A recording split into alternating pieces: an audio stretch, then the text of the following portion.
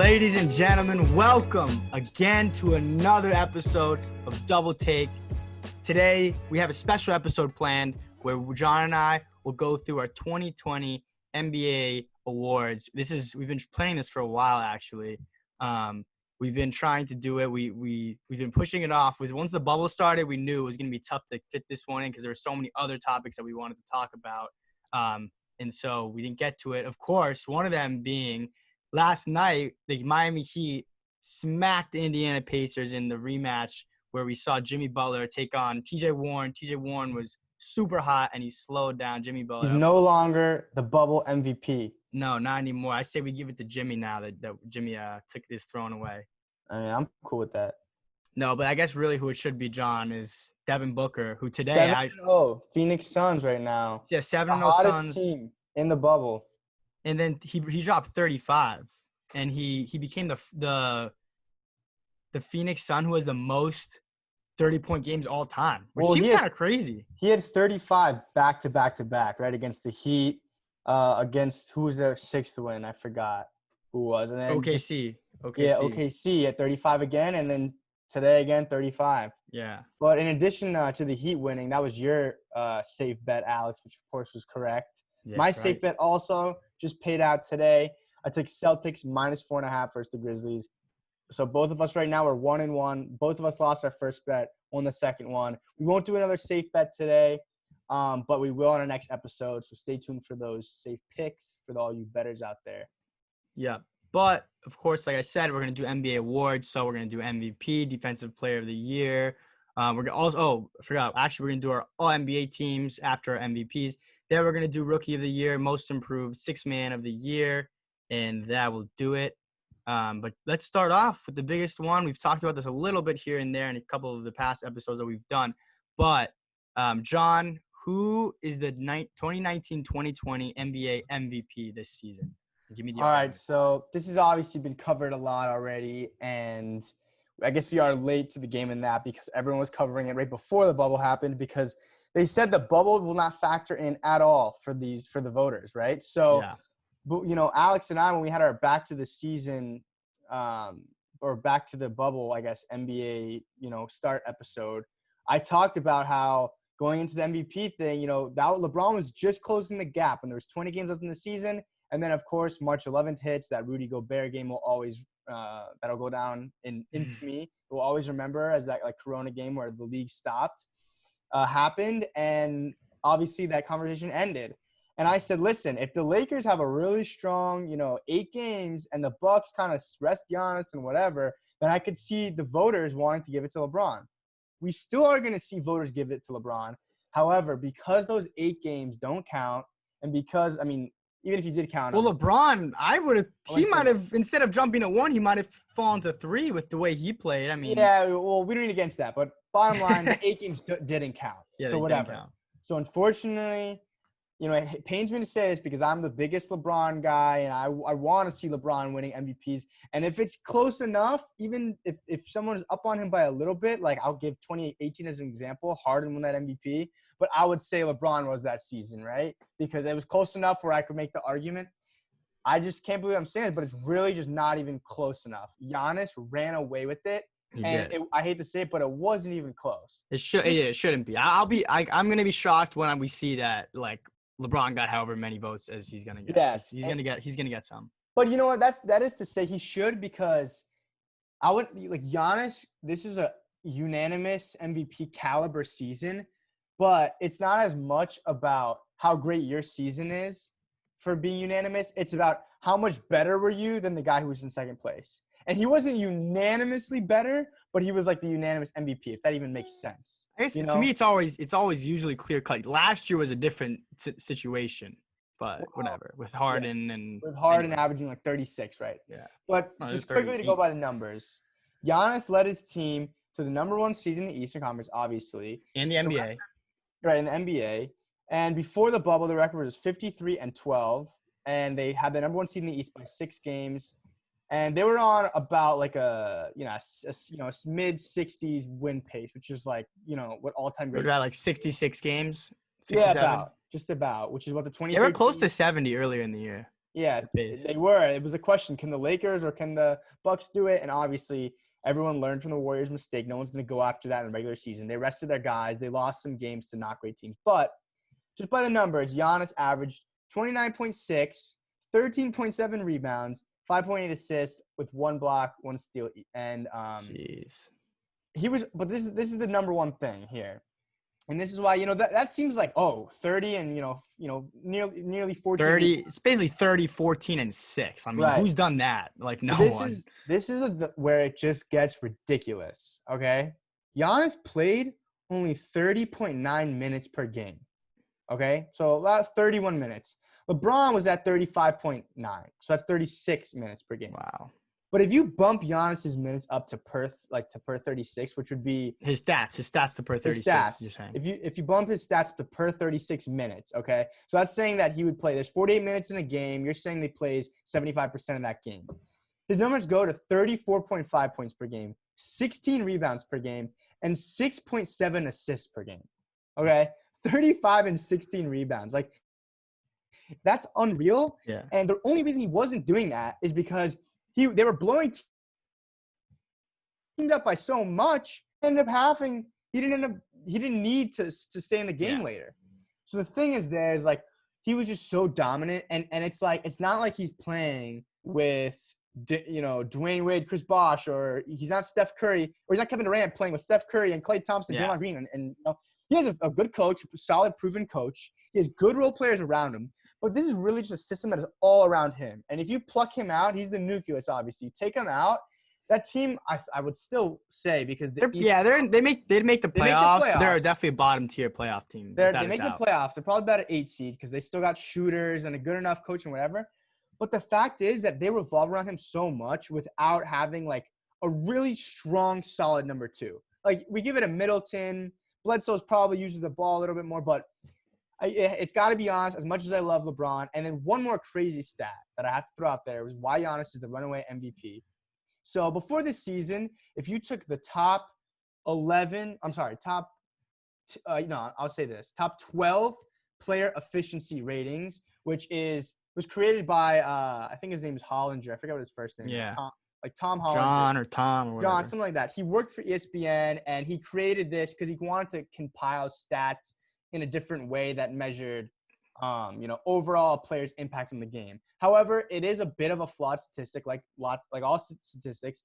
I think it kind of values more like rebounding and efficiency. So you'll see guys like, for example, Hassan Whiteside have like very high player efficiency. Yeah, he's had it, and I think Boban Marjanovic is another guy who he's had in past years he's been one of the league leaders in his PER.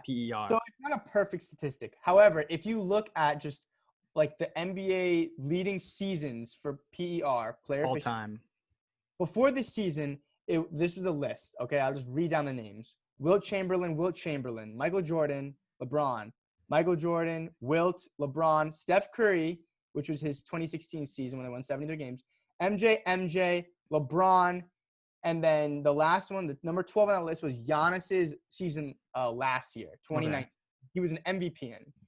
Somehow, Giannis is now at the top of that list, 31.85 according to Basketball Reference.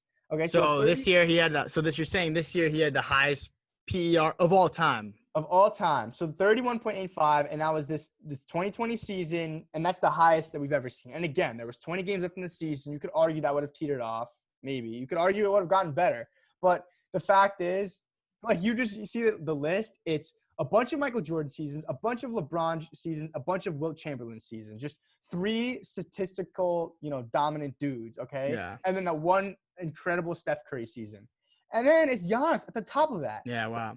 The fact that you're going to try and say, I don't think anyone is, but Colin Cowherd's one guy I've seen. I think Rick Bucher, who's also FS1. It's all these Fox Sports guys who are arguing for LeBron. But you can't tell me that Giannis, after doing that, isn't the MVP. And that's the only reason I can't give it to LeBron. Because LeBron, you know what? He had a great all-time number 2 season, but he was not as great as Giannis, and that's just unfortunate. Yeah.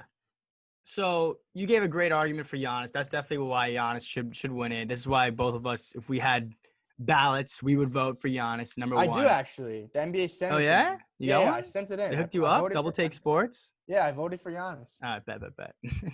So, and number 2, obviously, is going to be LeBron James. I'm not going to get into his argument too much. Obviously, he's been rejuvenated this season with getting Anthony Davis. He's turned into point LeBron the way this is peak performance point LeBron. He's taking on a very different role, averaging 10.5 assists and then 26 points a game and about 8 rebounds. So he's honestly like pretty close to a triple double, which is really impressive. And he's leading the league in assists. And of course, that Lakers team, similar to the Bucks, were on pace for to pass 60, that's a very good season. One of LeBron's best regular seasons Number one ever. team in the West too. Yeah, number one team in the West. So LeBron's number 2, but then I'm more interested to see how the next couple guys shake out, because when you look at it, between Kawhi Leonard, Damian Lillard, Luka Doncic, James Harden, Nikola Jokic, and even Chris Paul, these are all guys who have arguments to make the top 5 for MVP, and I'm sure we're all going to see how many votes those guys get. But my third player, I would put Harden next. And I want to hear, John, what you think. But he's averaging 34 points, 34.4 points a game, 6.7 rebounds, and 7.4 assists on really good shooting numbers. And he led his team to the 4 seed in the Western Conference.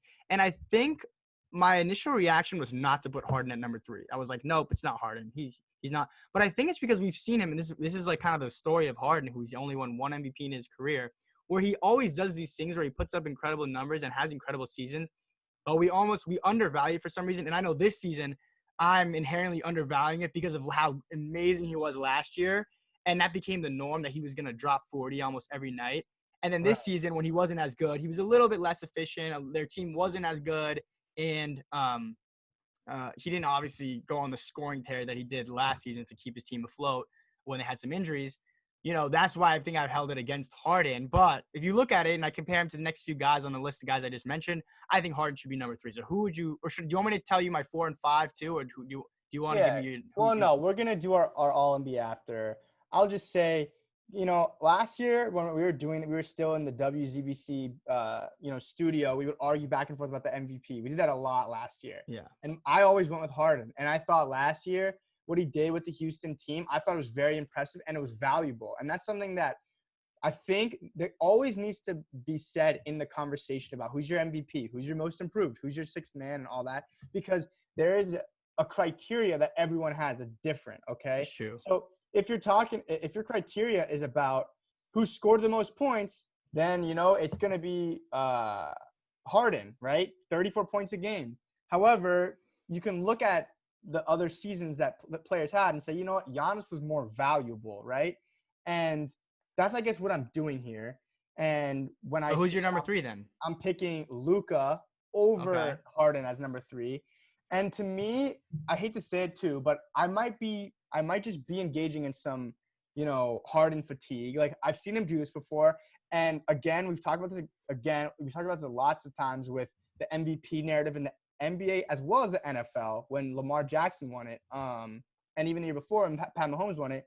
This year, similarly, I just feel like narrative-wise, I want to go with Luka more so. And just the breakout year that he had coming off his rookie season, he was great in his rookie season, but he is a top 7 player. Like, I think if you asked a lot of GMs around the league who would they rather have for one season to start the season, and we're not talking about longevity because obviously Luka will last longer, but I think they would take Luka, and I think he's more valuable. He's averaging 29, 9 and 9, and he had the same amount of wins as Harden when the season got ended. So the fact that they were so close and that he's not playing with a guy like Russell Westbrook, for a lot of the season, Kristaps wasn't really ready to be his unicorn self yet. But Luka also led this team to another historical feat similar to Giannis, the number 1 offensive rating in NBA history, which is they're right above the 17, or was it the 18? I'm sorry, it was the 2019 Warriors. And the 1987 Showtime Lakers led by Magic Johnson and Kareem Abdul-Jabbar. So it's pretty incredible for Luka, right? To me, Luka's just got to be number 3 there. We've seen Harden already do this, and again, they were similar in win totals. But I think Harden's team's better. If you swap those guys out, I think the Rockets got better when they gained Luka, and the Dallas Mavericks got worse if they got Harden. I guess that's where I probably disagree with you. And I do think that you said, you mentioned that Harden had Westbrook. I think that Luka actually probably has a better supporting cast that fits what he does better than Harden. Because Westbrook, I mean, you saw this year, they had a lot of growing pains. They had a lot of things to figure out. And those two guys, obviously, two probably top 10 guys in the league, if not top 15. But it's not the perfect fit. And they had to figure things out. They had to make those trades midseason. So I think I do give Luka a lot of credit, but I would pick Harden over him. I also actually don't have Luka next. I don't have Luka at number 4. I have Damian Lillard, and here's why. Here's why. Listen, in this one, shout out to Eli Maluhi again, because you're the guy who made me really go hard on this Damian bandwagon. Because I think Damian's number 4. I'm on the bandwagon too, but they didn't win enough. But listen, this is their lineup. You have Damian, obviously, stud. CJ McCollum, great player, no doubt about it. Second best player on the team. But guess what? He doesn't fill Damian's gaps. He does a lot of the same things. He doesn't play defense.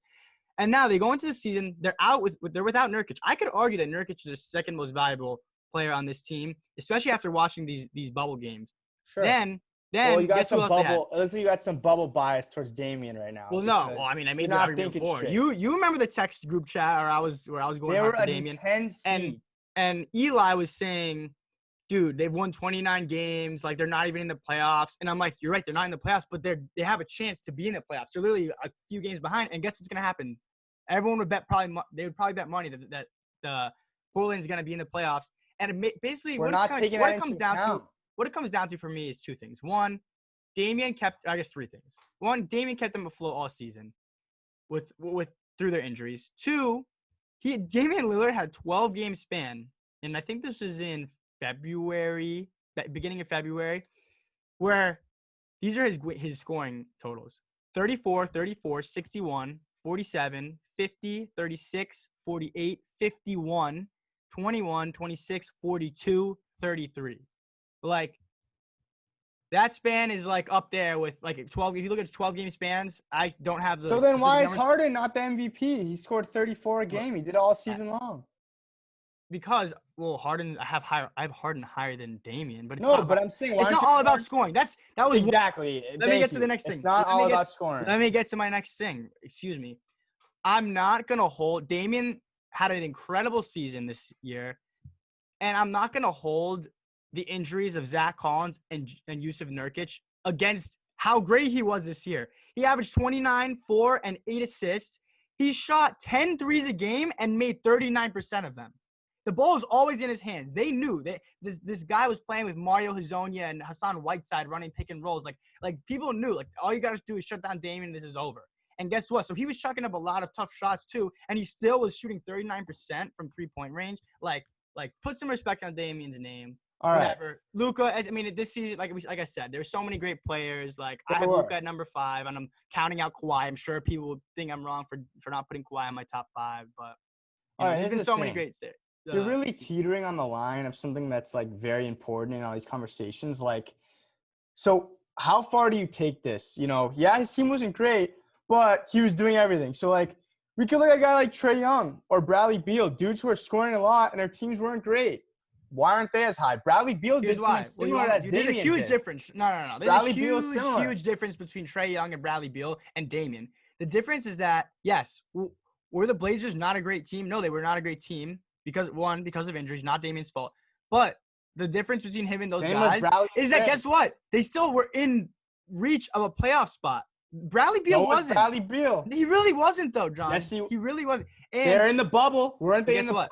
They were in the bubble, but guess what? To get the 8th seed, the record that Damian would have had to get was better than what Bradley Beal. That's just facts. Damian would have been closer to Bradley Beal could have made the 8th seed in the bubble if he came with a way under 500 record. Damian Lillard has to be very, very close to get to 500. So what does that have to do? My point is Damian was closer to getting the 8th seed, and he's probably going to get it than Bradley Beal was. Bradley Beal would have. Bradley Beal's not in the bubble because he's injured. They would have gotten that 8th. No, they wouldn't have. The Nets have won 5 of their games. That's all that really had to happen. The right, Magic and they beat the Wizards too, and the Wizards would have won games too as well. They're 0-6 right now. If Beal was in there, they would have won. Listen, we're digressing too much, but the point is Damian was still very, very close to the playoffs, and he's gonna get it. Like that's it. Like that's All I'm the fact of the saying matter. is you're They getting were on a 2 games slippery behind. slope. Bradley Beal was like 5 games behind. You're getting on a slippery slope. I guess if we're gonna go more down the line, why don't we go to our All NBA teams now? Yeah, John? go ahead. So I'll give you. Do you want me to give you my rundown? I'll give Yeah, you. listen. I think it's. I mean, I guess there's a few things you disagreed on there clearly, but I think it's pretty, subjective for the first 5 to 10 guys. I would say. Yeah, I mean, Or so I'm sorry, Luka. objective. Objective, yeah, Straight up. sure. So of course, I'll just go. I'll go in order. So Giannis, of course, is making the All NBA first team. LeBron is making the first team. I have Harden as one of my guards, and I have Luka as the other guard. Even though I had Damian more valuable, it's a value award. I had Damian more valuable than Luka. And Luka. So I have Harden and Luka as the guards. That doesn't I have even make any LeBron sense, and but I'm Giannis not as the gonna get into that. forwards, and then Davis is the center that I had. I guess that maybe is one that you could argue more with because you could look at a guy like Jokic, who was a top Yeah, well, 3 that's seed in actually the what I did. West. I actually had Jokic, and I didn't watch this team much during the season, but unfortunately, maybe I am being a little bit biased on the bubble, but I'm actually not, and I'll explain why. I watched them, and they were incredible. And obviously, Jokic has lost the weight, and that's not being factored in. But I watched the game against the Jazz, and they looked great, that team. And it's similar to what I see with the Bucks as they're formed around Giannis. It's to a much softer extent, but this team is really formed with shooters around Jokic. And the way that he makes plays, being a big man, it's like he got compared to Larry Bird the other day. And like, Yeah, I that was remember, a little weird in my opinion, but anyway. well, and I Jalen just think it comes Rose. back to the white. I think everyone wants to compare the good white players who I guess they can pass too. So sure, who can pass to Larry Bird? Like Yeah, sure, but Jalen Rose, who he's a big Larry Bird guy, and he played for Larry Bird on the Pacers after I think it was like the ESPN halftime thing, whatever, or TNT, whichever station he works for. no, He was explaining, well, big guy, can stand at the top of the post, make the passes, can shoot, whatever, and obviously different positions, and Bird was a much more agile player who moved more. But you can definitely see where the comparison is coming from, just the way he makes plays as a big man. And I really think you look at that team, being the number 3 seeded in the West, like coming in, if you're talking about sheer star power, you could look, all right, LeBron, AD, and the Lakers. Obviously, the Clippers with Kawhi and Paul George. Then you look at the Rockets. They have 2 MVPs on their team. You go down the line, you see the Jazz and obviously teams like the Blazers who have guys like Lillard. Yeah, like a lot of those teams have multiple All-Stars. Multiple All-Stars, and this team's not very flashy. Murray is great and had a great but season. He's not an All-Star. He's not an All-Star. The role players did very well, but for that reason, just because to me Davis is like, playing with LeBron and the Lakers, and not to say that the role players aren't as good, but I guess it's just the LeBron factor.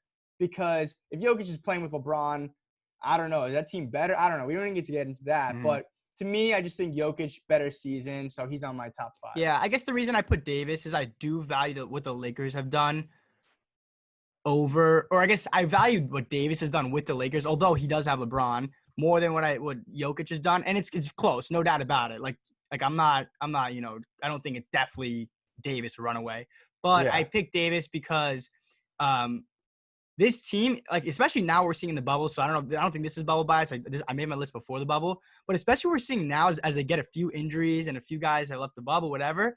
The Lakers team is really LeBron and Davis, and then it's like, who's next? We're not really sure. Kuzma hit the game-winning 3 the other day, but it could have been anyone. Danny Green has been not too great. Like you're really depending on a bunch of just a bunch of dudes to be your role players. They don't really have any studs off the bench or other than Davis and LeBron, in my opinion. Not to say these guys can't perform. Like they each are capable of having great nights and going off. Like we saw Kuzma, he just hit a game winner. But right. I still think that Davis and LeBron are really just what's keeping this team afloat, obviously. And I think Davis doesn't get enough credit just because he's playing with LeBron.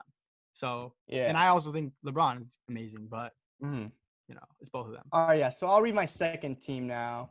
So I had at the guards CP3 and Dame. Okay, we already talked about Dame. Dame had a great season. CP3 though, on Oklahoma City, we started the season off and I was like, oh, I wonder who's gonna get traded to.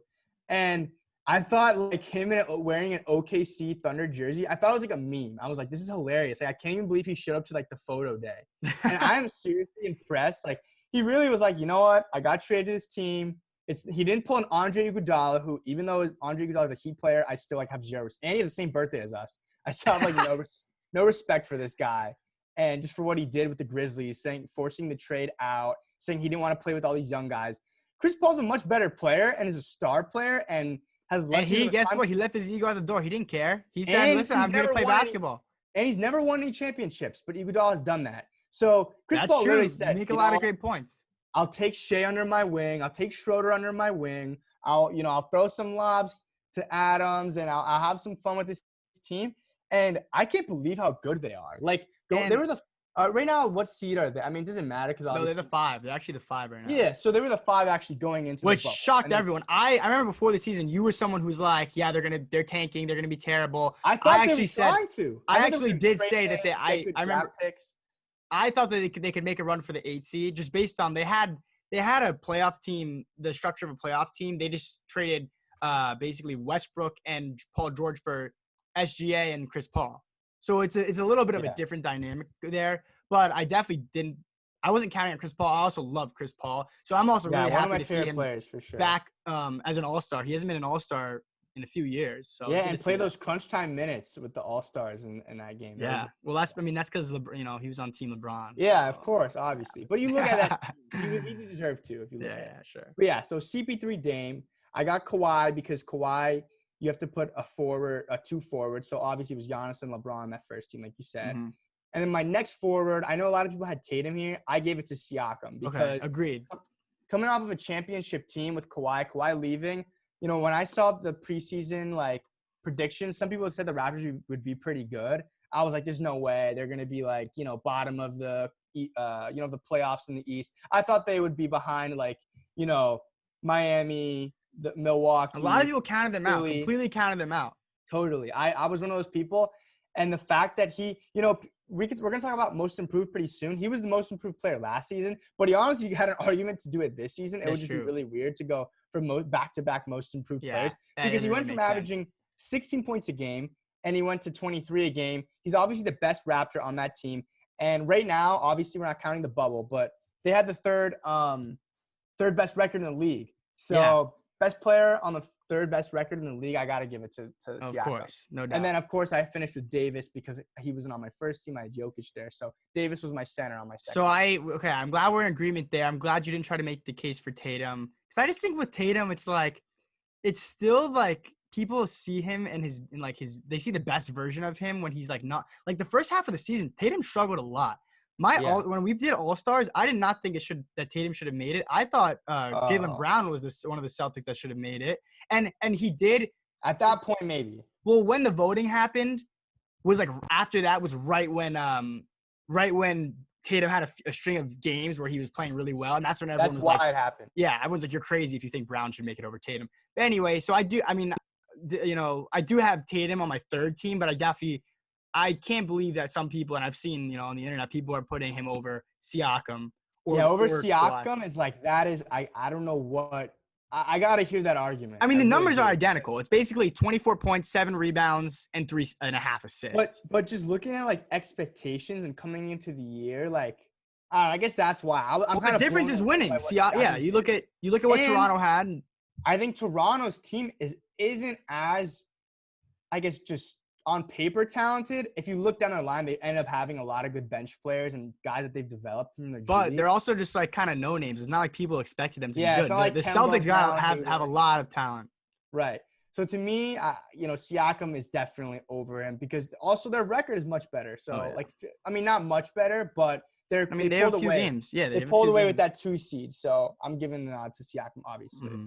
And then who do you have for your third team? Let me give you my third team, John. So this is where it's going to get a little controversial. I'll start with the non-controversial pick. This was tricky for me, too. Yeah, so I have Tatum. I did put Tatum there. The Celtics are still a great team, and they deserve to have one of their players on there. Tatum's definitely the guy that I'm going to throw on there. It shouldn't be Kemba. It shouldn't be Brown.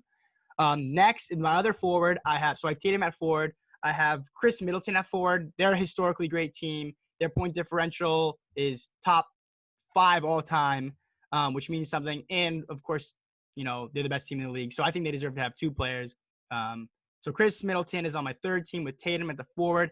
Then the next 2, I have Jimmy Butler at guard. The Heat we need at least 1 player. So I have all those 3 the Okay, same. good. That's good. So we can agree on Jimmy Butler, Chris Middleton, and Tatum. Yeah, all you have guys to throw you have on to throw good a Heat teams. player in there. Have to throw a Celtics player, and you give Middleton the nod just because of the fact they're the best team in the league, and you got it. It's not just as much as it is mostly Giannis. The second best player on that team does deserve the nod. Okay. And so here's where you're probably going to disagree. I know you disagree with this one. I had Westbrook at my other guard position, and I just don't think that you can make a good argument for I don't know. I know you'll try to tell me, but let me give you the argument for Westbrook. He's averaging 27, 8, and 7. People were very early in the season, did not think it was going to work. They didn't have, like I said earlier, they had some growing pains. They had to figure out what they were doing. And the second half of the season, Westbrook had a tear where I think at some point he was averaging 48 and 8 or something over a stretch of 5 games. And Westbrook, probably the last third of the season, right before the suspension, he was really the guy on that team. Harden was struggling a lot. So I think people don't want to give Westbrook love just because people, of course, Westbrook's a kind of problematic, or not problematic, but he's a player that not everyone agrees on. Yeah, he's a hothead. They don't like him. He's kind of a high whatever, and people don't love his style. He's inefficient, which in today's NBA with Morey ball, no one loves that, which is kind of ironic because he's the guy who traded for Westbrook. But I think Westbrook definitely deserves to be on this team. Just looking at his numbers by themselves, how many guys all time have averaged 27, 8, and 7? That's not an easy stat line to get. Okay, so I mean, now we're getting back to this kind of numbers versus winning versus whatever. This he's doing both. He's doing both. I'll explain. So listen, great season. You're right. Point number 1, I'm gonna make Harden's the number 1 guy on that team, and I'm gonna just get to the point. I'm taking a guy that is in a similar spot, in the Western Conference, middle of the playoff pack, but he's the number 1 dude on his team, and what he's doing, I feel like, is somehow so underrated because he did it his rookie season, and this guy's Donovan Mitchell, right? Led his team to the playoffs as a rookie, averaging 20 points a game, which was the most I think a rookie's average since Carmelo, right? Or Carmelo or LeBron, one of those guys. And I'm looking at the guards and I'm all right, going down the list, the way I kind of look at the All-NBA teams is, I don't know how popular a pick Mitchell was, we'll see. But I actually don't see him make it. I think people even take other players before they take Mitchell. Yeah. And Ben Simmons, I think, is going to get some votes. Yeah, he will. And I like to have a more holistic look on who I like to reward the winners, So, Butler, the Heat are a winning team. I got to put Butler at least on the 3rd team, And you just look down the Western Conference. The Lakers, we had 2 guys on. The Clippers, we had Kawhi. Nuggets, we had Jokic. Rockets, Harden. Thunder had CP3 there. And then Jazz, are they not going to have a player? And then Mavericks have 1. Blazers have 1. Well, Rudy Gobert. A lot of people will probably put Rudy Gobert at center. Yeah. Okay, so fine. So people are going to have Gobert. But in my opinion, well, we can get to the Gobert pick because I'll just quickly spoil it. I didn't pick him at my center. But oh, really? Okay. So for Mitchell, I love him because to me, this is before the 8 game. So the Rockets right now have a better record. But before the bubble, the Jazz had a better record. So for me, the Westbrook versus the Mitchell thing, I just think Mitchell more valuable to his team and has done more for his team than Westbrook has done. And I'd still argue no fault of Westbrook's own because he plays with, I guess, a better team with Harden and whatnot. Sure. But to me, I want to reward the Jazz, and I have to put a Jazz player, and I didn't put Gobert because I had at my center for the All-NBA 3rd team, Bam Adebayo. Okay, good. We agree there. Good. Of course. Right. Yeah, okay. So that makes sense, 2 for 2 Heat fans. But Bam's season was just incredible. And going into this year, it was Jimmy Butler just jumped to another team, of young, guys that he's just going to, mess up, get in their heads and, leave and be a dumpster fire again. They don't know about that culture, though. Like he did with the Bulls when they were young, like he did with the Sixers and with the Timberwolves. But guess what? He didn't. And we ended up being so great. A lot of it's to coaching. A lot of it's Butler. But so much of it was defensively what Bam did. And I also think you could argue that he was, I guess, right after AD, Giannis, and Gobert, and for Defensive Player of the Year voting, he's probably number 4. Yeah, and I you think- could you could argue that Bam is just more valuable to our team than Jimmy is too. Jimmy's missed a ton of games, and Yeah. we've been very successful with when Jimmy's played. Our third game of the season, we beat the Milwaukee Bucks in Milwaukee in overtime, and Bam was one of the standouts in that game. He had a great without game. Butler, of course, yeah. So yeah, to me, I put Bam there. Obviously, I'm a Heat fan. I'm a homer. I had to go with that one. I mean, who else would he have put? Gobert? Like, nah. Gobert's the argument. I know we're going to see a lot of, Gobert, Jokic, and AD at the center position. Mhm. So that's what I had to go with. Yeah. All right. So now we spent a lot of time doing those. Hopefully we can get through these picks more rapidly. Next up, we'll go with the Defensive Player of the Year, Alex. I think this one's kind of clear cut. Who are you going with? Yeah. So we just mentioned Gobert. He's who I have third. Then I do have Anthony Davis at second. The Lakers were third in defensive efficiency. Davis was the anchor of that defense. Even when they've struggled offensively, the Lakers have been great on defense, and I think a lot of credit goes to Davis. That's why I have Davis at second. And Giannis is who I have at number 1. He's going to win the Defensive Player of the Year. Yeah, Milwaukee is the best defensive team in the league, and I think so much of it. You mentioned earlier about guys like Jokic and Giannis and how they kind of like the system that their team runs is really around those guys, and without those guys, they're nothing. And that the case goes with that for Giannis on both ends of the floor. Their defense, Giannis is so versatile that he gives them the ability to really do so much on defense. He can switch onto guards. He can drop back into the paint and block shots. He does so much, and I give a lot of credit to him for why they had the number 1 defensive efficiency rating in the league. And then Gobert had won it back to the previous 2 seasons. Yeah, he could have won three back to back. Last year they were 8 in defensive rating. The year before they were 1. I'm talking about the Jazz. And so it made sense those times. They were both top 10. They were the first team. They were the first ranked team in defensive rating. But this year they were 14. So Gobert drops out. That's why I have Davis at second. Well, I gave it to Gobert this season because he shut the whole league down. I can't argue with that, John. He did shut the entire league down, and maybe that's my joke. Maybe he should get some bubble award votes for that. Yeah, that's that joke of the episode. I had to throw that one in there. That was. But he would have won 3 back to that would be very impressive. Last player to do that, I guess, was Dwight Howard. And it's very rare. I think Dwight's done it. Has Garnett or Ben Wallace? I think it was Ben Wallace did it. He's done it. But I have to agree with you there. Giannis, just for how great they were, like being great on both ends of the floor. I do, and you know what? It's partly a thing. Like I'm rooting for it, and he is coming to Miami soon, so we're excited for that. But I do want to see him win MVP and Defensive Player of the Year in the same season because he's just a freaking alien. Like this dude, his massive hands, his wingspan is huge. I mean, he really can defend anyone on the court, and if Kawhi's a great defender. He's won it before. Draymond, I don't think is as great as everyone thinks he is. But Giannis, he's got to win one at least at some point in his career. And I think there's no better time than the league, the season where he led the league, in wins. He's going to be the MVP this season. I think it's his year, and I'm giving Defensive Player of the Year to him. No doubt about it. He should win it, and he deserves a lot of credit for what they're doing. All right, so next up, Coach of the Year, John. Who do you have at Coach of the Year? You can give me your top 3. So there's a lot of great guys here, and I think on all of these awards, I'm gonna throw some Heat guy in there. We really could have there should be a whole ballot. Like we could have at least top 3 on everything. Aside from MVP, I guess, right? Yeah, sure. But sure. Everything else is Bam, rookies, whatever. So this one, I think Spo really overperformed. He's not my Coach of the Year because there's someone that I think had a more shock factor. And again, like I said earlier, it's really important to talk about criteria here. And when I'm talking about Coach of the Year, it's almost like a most improved award, I feel like. But it's not most improved. It's expectations. Did a team you didn't think they were gonna do well and they did a lot better? Because when you look at their roster on paper, a lot of times people know what you're gonna get with those teams. So if their teams end up overperforming, it has a lot to do with the coaching. So the top 3 guys that got it are Nick Nurse, Billy Donovan, and Mike Budenholzer. Which to me, the Bucks we kind of knew they were gonna be great. So.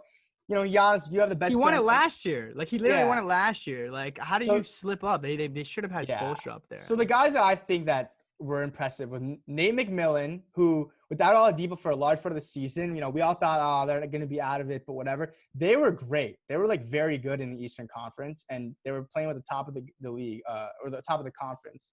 So they were very good. I think Nate McMillan deserves some votes. Obviously, Spo similarly, but the guy I'm actually going to give it to is for the most shock value to me is Billy Donovan, because like I talked about with Chris Paul earlier, what this team, what Oklahoma City Thunder, what they did, like they were not supposed to be this good. And it's just a weird roster. Like, I don't know when you look at like what exactly do you like think about doing. And they did a lot of weird stuff running with like 3 guards, Shea Gilgeous-Alexander, Chris Paul, and Dennis Schroeder. And it was just really weird. And I think just from a coaching perspective, like I got to give it to him. Nick Nurse, another great coach who had a great season, but they are just coming off of a championship season. They lost Kawhi and Danny Green.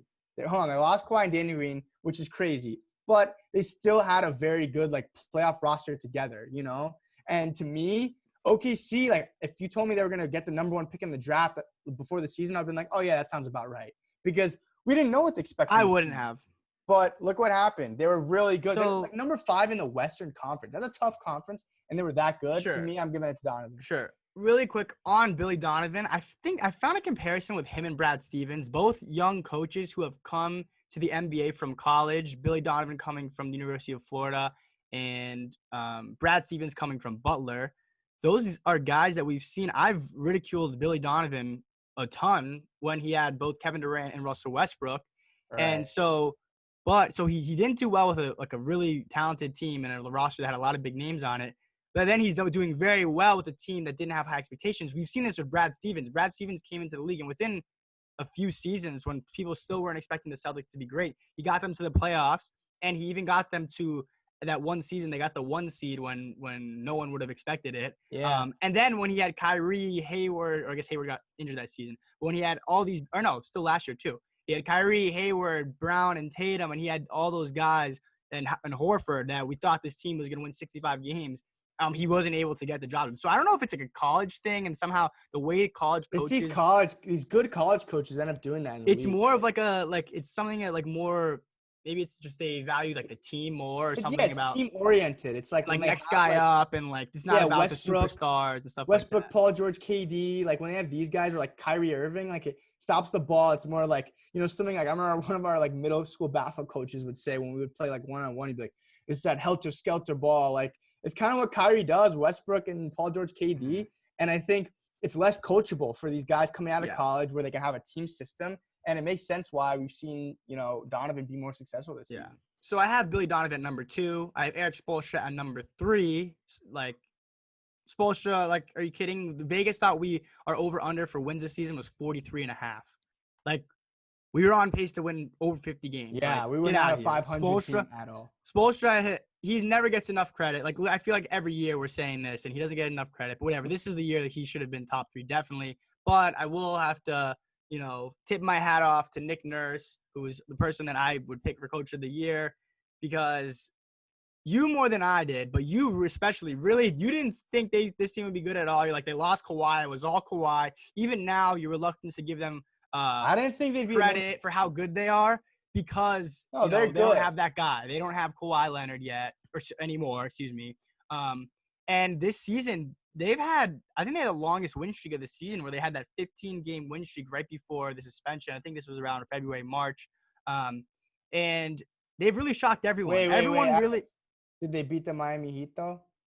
Well, I mean, yeah, they did beat us in the bubble. Well, they just did. But remember what Jimmy Butler said? It was like someone interviewed him. They're like, "Are you worried about the Raptors? They just won 15 games in a row." And he's like, "Did they beat the Miami Heat?" That's funny. I didn't see that. And he was like, "All right, don't ask me that." That's question. funny, bro. We're so close to being 3-0 against them with this bubble game. Whatever. Anyway, so we're 2-1 against them. So yeah, I'll give it. You know what? Maybe we should give it to Spoelstra instead. But whatever. My case is, no one thought they'd be good. Everyone gave all the credit to Kawhi. They came back. They were hungry. They're defending the title. And right now, they're the second team in the East, and they're the third best record overall. So really impressive season from the Raptors. Got to give a lot of credit to Nick Nurse. All right, next up, Rookie of the Year, Alex. This one should be fairly easy, fairly simple. There's one guy, we both know who it is. Who you got? So it's Ja Morant. I mean, I think at this point his rookie season has become underrated just because a lot of people want to focus on Zion, who, not to get too off on a tangent, as I'm trying to give credit to John Morant, Zion should not even make the top 5 for Rookie of the Year because if we're not including these 8 games, which No, he's top 5. he's not top 5, he's not, bro. He shouldn't qualify. He shouldn't be on the ballot. Who's the 5th guy? I don't know. It doesn't matter. It's any. No. Let It's me not think. RJ Barrett. He's all right. Listen. Not RJ. Whatever. It doesn't. That's not the point. The point is this: Zion has played 19 games, which is less than 23. Excuse me, less than 20% of the season. He's had incredible numbers, no doubt. He's averaging 24, 7, and 2. He was shooting near 60%. Like, he had all in those stats with, like, he came into the league and it's like no player has had their first 5 games with this amount of points and this shooting percentage since Shaq. So amazing numbers, great season. Not Giannis, Zion. But guess what? The sample size is still way too small. He's not even top 5 for me. But John Morant is the number 1. He shocked everyone. I picked the Grizzlies to win like 20 or 25 games this season before the season, and they really had a chip on their shoulder. Maybe the Andre Iguodala thing came into play and motivated them all, and they were just like, oh, this guy doesn't want to play with us? All right, we'll show you, Iguodala. And John Morant was the guy who led that team fearlessly. And really, if you look back the last 10, 15, 20 years, if you look at like really great rookie guard seasons, John Morant's right up there. He's up there with guys like Derrick Rose, guys like Damian Lillard, who won Rookie of the Year. Yeah. And so John Morant deserves a ton of credit. Then I gave credit being to a playoff team for sure. Yeah, and they made the playoffs. Well, we'll see, maybe not. Well, they were in the playoffs for what we're judging. Exactly, for what we're judging. And then my next 2, this is a little biased, but I think there's only one guy you should put over. Next should be Kendrick Nunn. Kendrick Nunn should be the number 2 guy. Not flashy at all. Like, I wonder how many people really know, like, even his name or what he looks like. But obviously, we watched the Heat. He was great as a rookie. Yeah, excellent. And he broke a lot of records. Like, I think there was something like players to come in and combine for, like, I don't know what it was, 100 points in their first 3 or 4 games. Like, it was him and, like, Wilt Chamberlain. He had, like, his first, like, the very beginning of the season, he was going off. And he's still, by the end of the season, he's putting up a number. He put up 16 points a game, 3 assists on 45% shooting with 36 from 3. Obviously, he's not doing as much for his team as John Morant did, but he still started. He started 64 games and had a very, very solid season. So Kendrick Nunn should be next. John, who do you have as number 3 though? Yeah, so number 3, this one's where it gets tough because it goes back to the theme of this episode. And when you're picking your awards, what's the criteria? So here, is it, who had the best rookie season? Or is it who is just the best rookie, Because I think it's tough. Zion obviously was who everyone else picked as number 3. I want to say Tyler Hero because, I'm going with my heart with the Miami Heat. Hero was an electric guard. And if you look at guys in this draft, you look at them and say, like, who has the best future? Obviously, Ja's up there, Zion's up there. But I think Hero, if you redraft this, Hero's going probably. He's definitely top 5. I don't know. He's been so excellent this season. So I really want to go with him. But if you get back to just like the, rookie of the year, who are the best rookies? Zion is. He is. He's one of the best rookies. I would still think you can argue for Ja. But I would probably give it my tip of my hat to Hero. Brandon Clark also had great numbers for the same Grizzlies team. And just one more quick point I wanted to throw in. It was so heartbreaking for the New York Knicks and their fans when they didn't win this number 1 pick, right? But it was like, we didn't get Zion, whatever. We got the number 3 pick. And RJ fell to them. And I really like RJ. It's just so sad. I liked him. I thought he'd be good. But, I mean, it's a tough situation when your team is just garbage. Yeah, people were saying, RJ might be the better Duke player. Remember when that argument was going around? And now just like, oh my gosh, like not only did they miss out on Zion, KD, and Anthony Davis and Kyrie, like all these guys they said they'd get, it was like the fact that they didn't get the number 2 pick. Ja would have been so great in Madison Square Garden for those Knicks fans. He would have, and like even if they would have been garbage, but would have had something to watch every night, that would have been so huge. Oh my goodness, I didn't even think about that. Another heartbreak to see like New York Knicks fans not only miss out on Zion, they didn't get the second pick. They got the 3rd, The 3rd. They missed out. It was like a 2-player draft. And there's another point to make about these 2 guys. We see Zion and John Morant are, the number 1 pick and the number 2 pick in this draft as the Rookie of the Year candidates. And number 3, undrafted to the Miami Heat, baby, Kendrick Nunn. So love to see it. Of course. And I think what's going to end up happening is the top 3 in voting. Actually, I don't know who the third was. It was Ja, Kendrick Nunn. Who's the other guy? Because NBA already released like who Zion. It's Zion. Oh, it was Zion. That's so Yeah. stupid.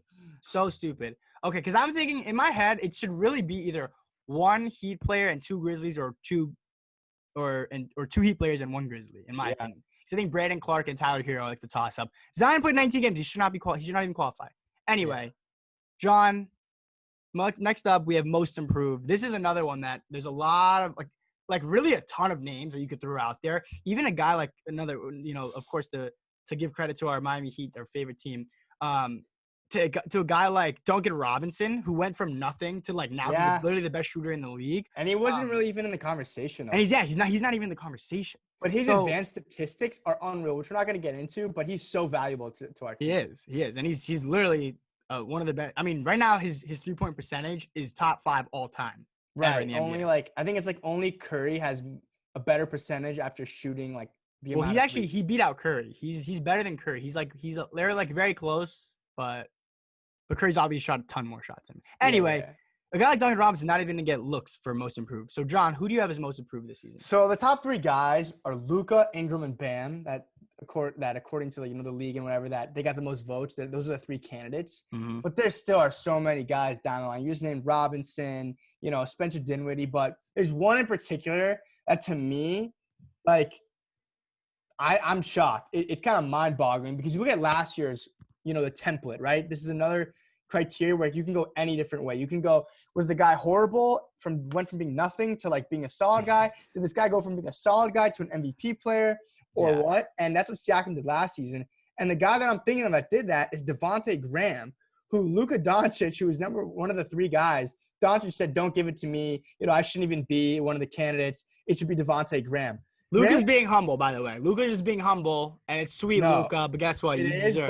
But you can be humble, but the fact that he called out a name of another guy is more than just humility, okay? Oh, I love that. I love that for Luka and for Devontae. Devontae, 2019 season, averaged 4.7 points and 2.6 assists. So he was not very great at all. He went to averaging 18.2 and 7.5 assists. That's like borderline all-star. Like, obviously, he was on a very bad team, but like, I mean, I wouldn't say borderline all-star because he wasn't. But 7.5 being an all-star. No, he has very, very impressive stats, no doubt. Like that to me, that's like if you told me, he jumped from 4.7 to 18. Okay, like. So you're picking Devontae Graham? I mean, like I don't feel too strongly about it. Like I think these are all great options, but at the end of the day, I think I'm going to end up going with Brandon Ingram. Okay. And I'm going with partly like just being on a winning team and being like valuable as well. I'm factoring that in. And to me, just the switching the teams for him, he was averaging 15 points per game, in his first 3 years of his career with the Lakers. He comes to the Pelicans. Everyone thinks it's about Zion. Remember, there was a whole thing where the deal almost fell through for Davis because he had like blood clots in his legs and whatnot. Thank God he got healthy. I mean, and Ingram ends up going to the Pelicans and ended up being an all-star, averaging 24 points per game. And you could argue was a better Pelican. Obviously, Zion played 19 games, but that team has a great future, and Ingram was incredible. With Luka, to me, it's like the reason I can't put him is like I saw this on Twitter. I forget who I'm supposed to credit for this. I can't remember which. I think it might have been Kendrick Perkins, honestly, who Perkins does make a lot of like kind of whack points sometimes for TV purposes. But this was a good one. He's like, oh, so you're going to give LeBron and KD, like, are you going to go back and give them the most improved player, in their second year, a season in the league? Like, well, here's why I disagree with that. Let's just look at just really quickly. LeBron went from averaging 20 points per game to 27 in his second season. Okay, so Luka did a similar thing. Luka was rookie there. He was great. He's averaging 21, 22 a game, and he goes up to averaging 28, 29 this season. Okay, so to me, it's like, yeah, he improved a lot, obviously, if you just look at sheer stats, but it's like we're expecting him to make these jumps. He made a bigger jump than we expected, but to me, it's more about like this kind of coach of the year, the unexpected guy coming through and doing very well when no one expected him to. But okay, sure. And once again, this season especially, there's a ton of improved players that we could really make the argument for them. Shout out to our guy Bam. Bam is actually who I have number 2 on my list. Number I'm one, with I that. do not have Ingram. I have number one is Luka. And here's why. I do not agree with that thing. Oh, should we have given it to LeBron and KD, their second seasons? No, because Luka is having the best second season that anyone has ever had in the history of the NBA. He's the best 20-year-old or 21-year-old, however you want to slice it. He's the best at that age that we've seen. What he's doing, not only his numbers, but as far as how it's translating to wins for his team, and he's creating a lot of wins. He's creating the number one offense of all time, apparently. Right, offensive And rating. so those are the two numbers and winning. Like, I think Luka should get the nod. But if you actually look at what he's done with most improved, so what was he last season and what was he this season? Last season, he was probably still, I don't know if you'd say top 30 in the NBA. Maybe he was top 30. Let's say he's close to top. He's between 25 and 30 last season in the NBA. I mean, by last season, let me just say, he had the number one trade value. Him and Giannis. No. Giannis, then him. But that doesn't matter, dude. That doesn't matter. He's still I'm just improved. saying, it's potential. We knew he had this potential. Like, he could Ingram have. was like, Ingram, I was more shocked if you told me Ingram was an all-star than if he was out of the league. We're hearing all this stuff about his blood clots. But guess what? You wouldn't expect Luka to be in MVP conversations, and he was for a lot of the season. And he's gonna finish top 5 in MVP. And Luka could have came back this season and averaged like 24, 7, and 7, and we would have been like, oh my God, that's a jump. Like, great job, Luka. Guess what?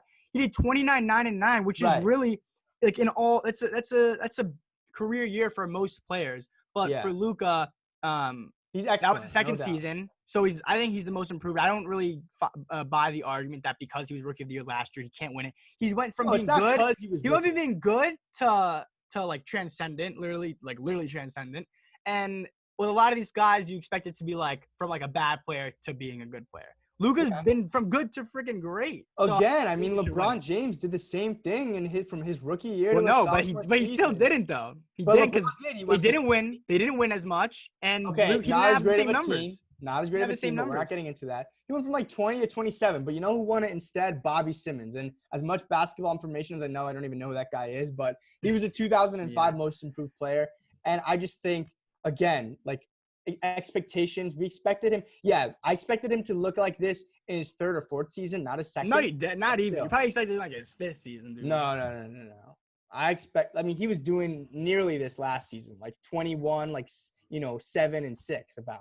Yeah, and he went to 29, 9 and 9. So still, that's pretty far. Anyway, we'll just agree to disagree there. Agree to disagree. I think Luka's gonna win it, by the way. All right, next up, this is our last one, Sixth Man of the Year, and this one we definitely, I think both of us have taken up some issues here because number one, our man Goran Dragic was not one of the dudes there. Yeah, Alex, give me your top 3 right now. Just to tell you what the voters have top 3 for the candidates: Dennis Schroeder from the Oklahoma City Thunder, Lou Williams, who's going for his third Sixth Man of the Year award from the Los Angeles Clippers, and Montrezl Harrell from also the Los Angeles Clippers. Alex, who are you going with? So I just don't get how this award is called the Sixth Man of the Year, which by definition, every team has one sixth man on their team. There's starters, there's 5 starters, and then the next guy is the sixth man, right? How does one team have 2 sixth men? It doesn't make sense. That one of them is the 7th man. So by default, not Montrez and Lou Williams cannot both be on this list. So that's my problem there. I'm a little salty that they're both top 3. And I think we saw it a few years ago. Love. I think one year Eric Gordon and Lou Williams were top 3 both for the Rockets. On the Rockets. But I still don't really get it. I think Goran deserved more credit than he got. But the guy that I'm picking, Goran put up very similar numbers, but is Dennis Schroeder. I think Dennis Schroeder should win it. He's averaging 19 points, almost 4 rebounds and 4 assists on 47% shooting from the field and 38% from 3. So numbers, you got him. Like off the bench, those are probably the best numbers in the league. But if you look at advanced things and actually how he's contributed to his team's winning, we've already mentioned how OKC was a team that not a lot of people expected to be good. And someone who deserves a lot of credit alongside Chris Paul and Billy Donovan is Dennis Schroeder. The fact that they have that 3-guard lineup that they can put out with Chris Paul, Dennis Schroeder, and SGA has made them very successful. There's some advanced numbers where it's like when they have two of those guys on the court. They're outscoring their opponents by a ton. And, like, I should really know what the stat is, but I can't remember when I saw it or what it was from. But Dennis Schroeder is very, very valuable. To go back to the, value argument. He's very valuable to his team. And right now, he had to leave the bubble. So it's going to be tough for them. Hopefully he can come back soon and help them make a playoff run. I don't know what the reason was, but I think Dennis Schroeder should be the sixth man of the year. I just think it makes way more sense to give it to him than to give it to Montrezl Harrell or Lou Williams, who are both on the same team. It makes no sense. Yeah, I mean, as much as I hate to agree with you here, Alex, on double take, I have to because to me, yeah, it's also counterintuitive. Like so if one of them wins sixth man, then one of them was clearly the seventh man. So then how are they not? I don't know. It's weird, and it gets into the whole, again, criteria and whatnot. And I guess technically they're just saying best bench players. And they're saying, well, Montrezl Harrell and Lou Williams were both the best bench players, even though they're on the same team. But I don't know. I guess getting into the wording of sixth man of the year, it gets weird. But whatever. So for that reason, I'm also going with Schroeder. I loved OKC this year again, and they were very weird and actually good. And, like, I picked Donovan for Coach of the Year. But, Dragic, very similar numbers to Lou Williams. Like, if you look at them, they're very close, off by a few, like, percentage points. Yeah, Dragic is 16. Dragic is 16, 3 rebounds and 5 assists. But I guess they have both of those guys are just very valuable. They're probably their third best player on each of their teams. Something like that. So I don't know. I get it, I guess, because Harrell and Williams both had great seasons, but it also gets to a point where I'm like, like Crawford, I guess, was just like the all-time, like, well-known, just sixth man. He was always on the bench. But the truth, and Lou Williams is about to win his third, I guess, and it's similar here. Like, there's a point where you're just not a sixth man anymore. Like, I guess it's like fit, and it's just like you like having these guys on the bench, and I get it because Kendrick Nunn's starting over Dragic on our team too. But Williams is just so good. It's like it's very weird. These guys. Oh no, I disagree. I disagree with niche you. Off the bench. But it's not about if you're too good, you shouldn't be off the bench. That's the way it fits. I agree, and that's why they start. Beverly, Paul George, and Kawhi. And Zubac and Landry Shamet sometimes, but now I don't know, their lineup changed. I get it, but it's just like, come on, like, start Lou Williams. It gets to a point where, like, whatever. It works for them. It works for them. But again, makes zero sense to have two guys from the same team because it's not the sixth and seventh man of the year award. So, whatever. Correct. Yeah. So maybe they should add a seventh man of the year, and then Montrez or Lou can get whoever doesn't. That's the only way it would work out. Honestly. Yeah, for real. All right. Well, Adam Silver. You know what to do. Do something about it. But that's all for today. This was a long episode. We knocked out our NBA awards. Finally able to get it done after, the document kept changing. I wrote double take 15, double take 16, 17, and eventually we got it double take 18. But episode 18. But next up, we should have 19 and 20 coming very soon, and we're gonna get into our playoff preview. I'm very excited about. I know these playoff matchups. It's long overdue. And you know what else is long overdue? Going through a LeBron James playoff matchup. So we haven't seen this in over 2 years. LeBron's been out in the playoffs for over 2 years. So we're not overreacting that the Lakers haven't been too great in these 8 games in the bubble. But I can't wait for that episode coming up soon. Oh, yeah. Yeah, so the next time we do it, we'll probably be talking about the play-in games. Yep. But, all right, everyone, thank you for listening. It's been a great one. As always, go Heat. Peace out.